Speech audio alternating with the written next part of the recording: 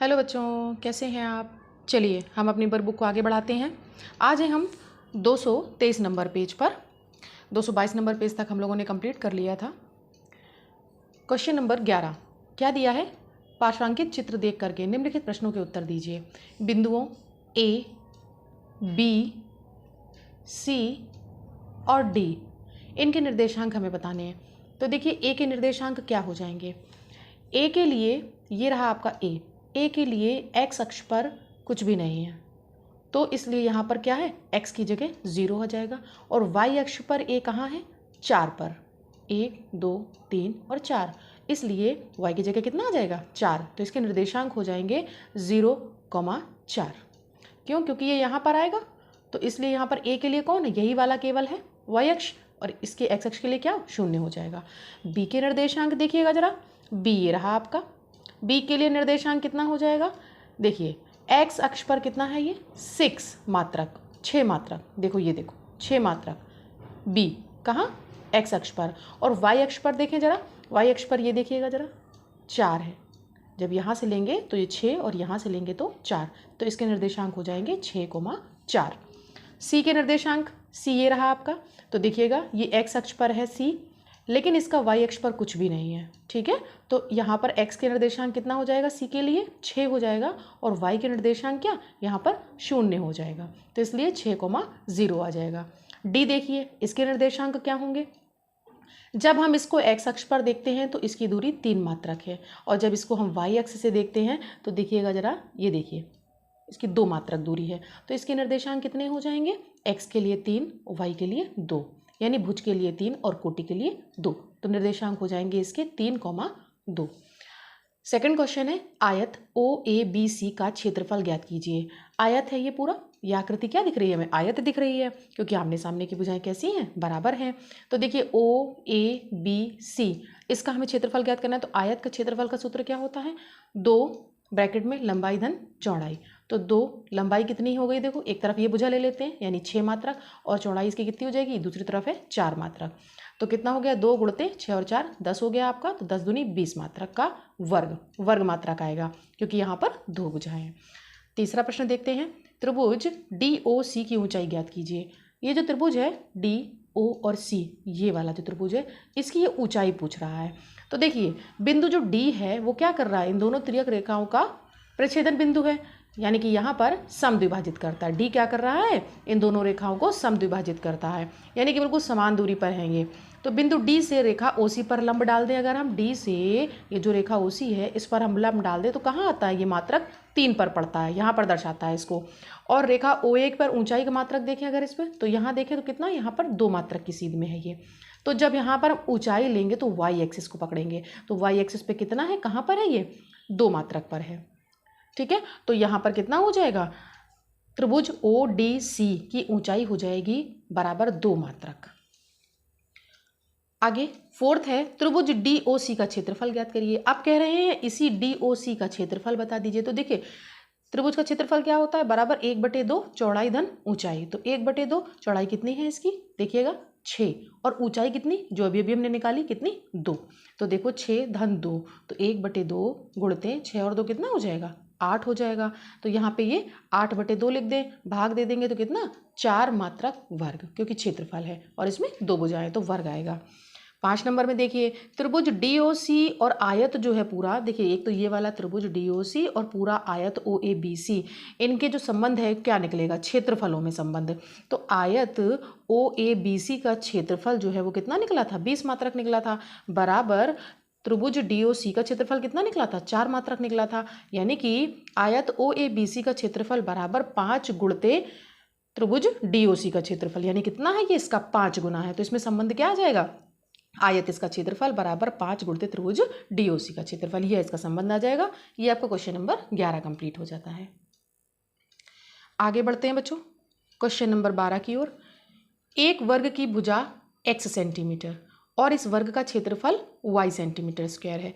x के अलग अलग मानों के लिए y के संगत मान ज्ञात कीजिए पहले, और x के मानों को भुज पर और y के संगत मानों को कोटि पर मान करके इनका ग्राफ भी कीजिए। तो पहले इसका क्या करते हैं, इसके हम भिन्न भिन्न मान निकाल लेते हैं। तो उसके लिए हमने पेपर लिया और देखिएगा ज़रा, वर्ग का क्षेत्रफल कितना दिया है इसने कहा है y सेंटीमीटर का स्क्वायर, और वर्ग की भुजा कितनी है x सेंटीमीटर। तो वर्ग का क्षेत्रफल बराबर कितना होता है, भुजा गुणे भुजा।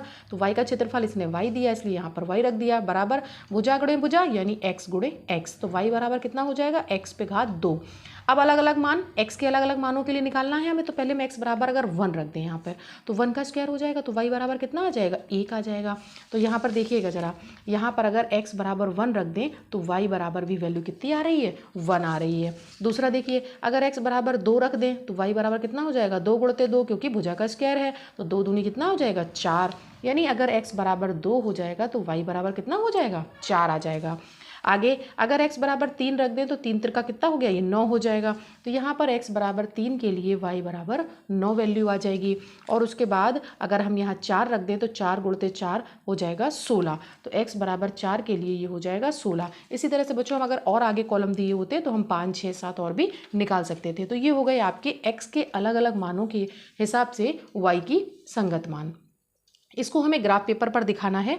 तो देखिएगा, यहाँ पर हमने ले लिया है x अक्ष, जिस पर हमने x के मान लिख दिए हैं 1, 2, 3, 4, 5, यहाँ 4 तक है, यहाँ 5 तक लिख दिया मैंने। और y के मान कैसे लिखेंगे, हम इनके वर्ग के हिसाब से लिखेंगे। देखिएगा 1, 4, 9, 16, 25, इस तरीके से।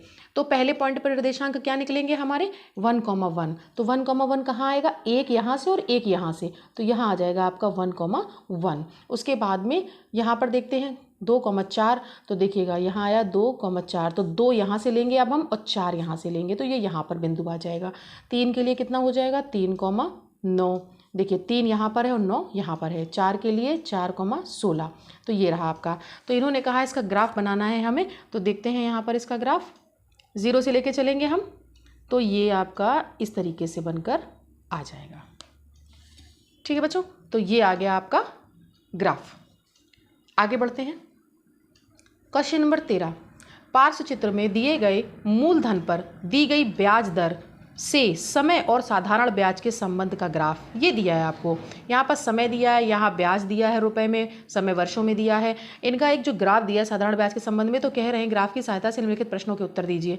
3 वर्ष बाद कुल ब्याज कितना है। देखिए समय 1 वर्ष यहाँ पर है, तो 1 वर्ष बाद ब्याज कितना है, 50 रुपये 1 वर्ष में। दूसरे वर्ष में ब्याज कितना हो गया, 100 रुपये। तीसरे वर्ष में देखिएगा कितना हो गया, 3 वर्ष में 150, तो 3,150। 4 वर्ष का भी दिया इन्होंने सिर्फ हमसे 3 वर्ष बाद पूछा है कुल ब्याज कितना होगा। तो देखिए पहले वर्ष में 50 था, दूसरे वर्ष में 100 था, तीसरे वर्ष में 150 हो गया। इन सबको जोड़ देंगे तो ये हमारा कितना, 300 रुपये आ जाएगा। तो ये आपका पहला आंसर आ जाता है। उसी जगह यहाँ पर एक दूसरा प्रश्न और दिया है, यदि मूलधन 200 है तो साधारण ब्याज की दर क्या होगी। देखिए साधारण ब्याज बराबर होता है मूलधन गुणे दर गुणे समय बटे 100। तो दर बराबर कितना हो जाएगा, साधारण ब्याज गुणते 100 बटे मूलधन गुणते समय। तो यहाँ पर साधारण ब्याज हमारा कितना है, देखिए सिंपल ब्याज हम 1 वर्ष के लिए निकाल के दे देते हैं इनको, तो 1 वर्ष के लिए कितना है, 50 रुपये है। उसके बाद गुणते यहाँ पर 100 था ही, और मूलधन कितना इन्होंने दिया, हमको 200 रुपये दे दिया है। और हम समय कितना ले रहे हैं, यहाँ पर 1 वर्ष ले रहे हैं। तो देखिएगा ये 0, 0, 0, 0 कट जाएंगे यहाँ पर बच्चों, 1, 2, 1, 2, और जब ये कट जाएंगे तो यहाँ पर यह भी कट जाएगा, तो कितना रह जाएगा, 50/2। यहाँ पर आ गया 50/, तो ये कट जाएगा, तो कितना हो जाएगा, भाग देने पर 25%। दर कितनी आ गई, 25%। ठीक है, आगे क्वेश्चन नंबर 14, बिंदुओं 3,4 और 4,3 को वर्गांकित कागज पर प्रदर्शित कीजिए। इस पर हमें शो करना है और स्पष्ट कीजिए कि ये दोनों बिंदु अलग अलग हैं या एक ही हैं। तो देखिए जरा, पहले वाले के लिए हमने ले लिया यहाँ पर x अक्ष, यहाँ पर O, यहाँ पर y अक्ष, 1, 2, 3, 4, यहाँ पर ले लिया 1, 2, 3, 4। तो यहाँ पर पहला बिंदु कितना है, 3,4। तो 3,4 में देखिएगा बच्चों कितना हो जाएगा, पहले हम x के लिए 3 जाएंगे, तो ये रहा आपका 3, और y के लिए कितना, 4। तो यहाँ पर आ गए हम y अक्ष पर 4। तो इन दोनों को जब हम आगे बढ़ाते हैं तो कहाँ आ गए हम, 3,4 पर आ जाएंगे। तो ये रहा आपका ग्राफ इस तरीके से 3,4 के लिए। तो ये आपका चित्र बनकर आ जाता है। ये इसी प्रकार से अब इन्होंने कहा 4,3 के लिए, तो 4,3 के लिए सेम हमने वैसे किया, यहाँ पर x अक्ष पर भी कुछ अंक ले लिए, y अक्ष पर भी ले लिए। अब हम x पे कितना चलेंगे, पहले 4। तो देखिएगा 1, 2, 3, 4 यहाँ आ गए हम। y के लिए कितना है, देखिए ये रहा आपका कोटि कितना 3। तो देखिएगा 3 हम यहाँ पे आएंगे और कहाँ आएंगे 4 तक आएंगे, एक्स अक्ष के 4 तक। तो ये रहा बच्चों आपका ग्राफ जो कि 4,3। तो दोनों ही चित्र आपको साफ नज़र आ रहे हैं कि इन दोनों के जो प्रदर्शन होगा वर्गांकित कागज पर वो कैसा होगा, अलग अलग होगा, सेम नहीं होगा। अगला प्रश्न संख्या 15, सही विकल्प चुनकर के लिखिए। मूल बिंदु स्थित होता है, कहाँ स्थित होता है, एक्स अक्ष पर, वाई अक्ष पर, एक्स और वाई दोनों पर, या किसी भी अक्ष पर नहीं। बच्चों मूल बिंदु जो होता है आपका, जैसे आप यहाँ पर लेते हैं इस तरीके से, ये आपका एक्स अक्ष होता है, ये वाई अक्ष होता है, यहाँ पर होता है मूल बिंदु O 0,0। तो यहाँ पर जहाँ पर x और y एक दूसरे को प्रच्छेदित करते हैं वो जो बिंदु होता है वहाँ पर हम लेते हैं मूल बिंदु 0,0। तो ना तो बच्चों ये x अक्ष पर होता है और ना ही ये y अक्ष पर होता है, तो इसलिए क्या हो जाएगा, किसी भी अक्ष पर नहीं होता है, डी ऑप्शन आ जाएगा। आगे 16 नंबर का प्रश्न क्या कहता है, निम्नलिखित में मान लिखिए। तो पहला है x अक्ष पर स्थित किसी बिंदु के कोटि का मान।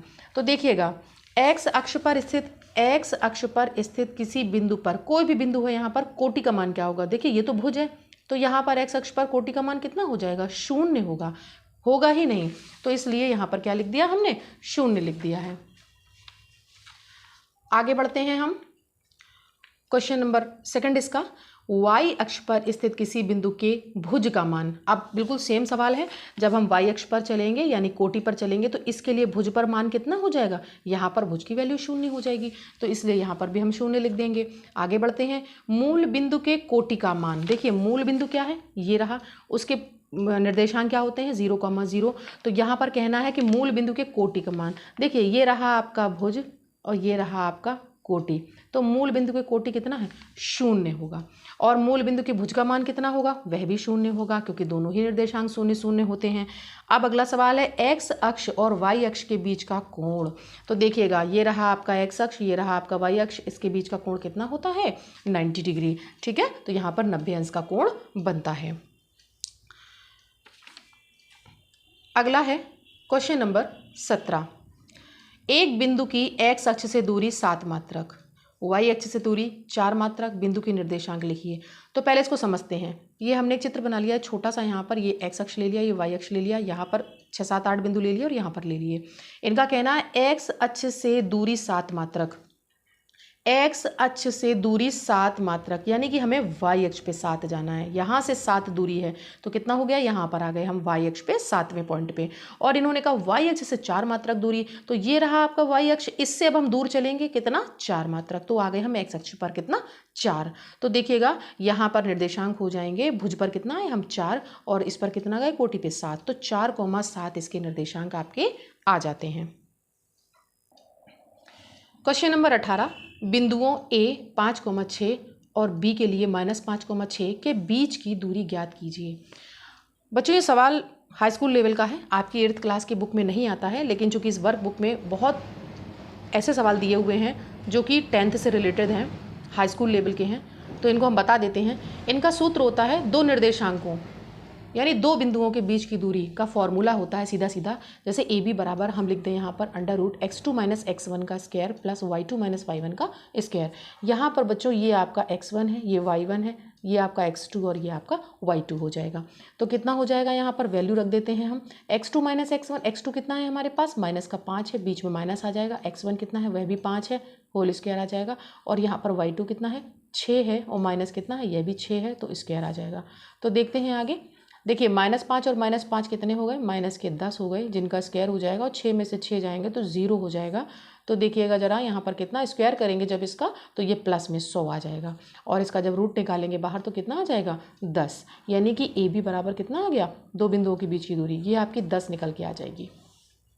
आगे बिंदुओं 3, -4 और 3, 4 के बीच की दूरी, तो हमने यहाँ मान लिया है ये P के बिंदु है, कौन 3, -4, और Q कौन है 3, 4, तो PQ यानी बीच की दूरी बराबर कितना हो जाएगा, √x2 - x1 plus y2 - y1 का होल स्क्वायर। तो इसका भी मान रख देते हैं, x2 कितना है यहाँ पर 3 है, -x1 कितना हो जाएगा, यह भी 3 है, और यहाँ पर y2 कितना है देखिएगा 4 है, माइनस का y, तो y1 कितना है प्लस का, तो प्लस का हो जाएगा, माइनस क्या हो जाएंगे +4 का होल स्क्वायर।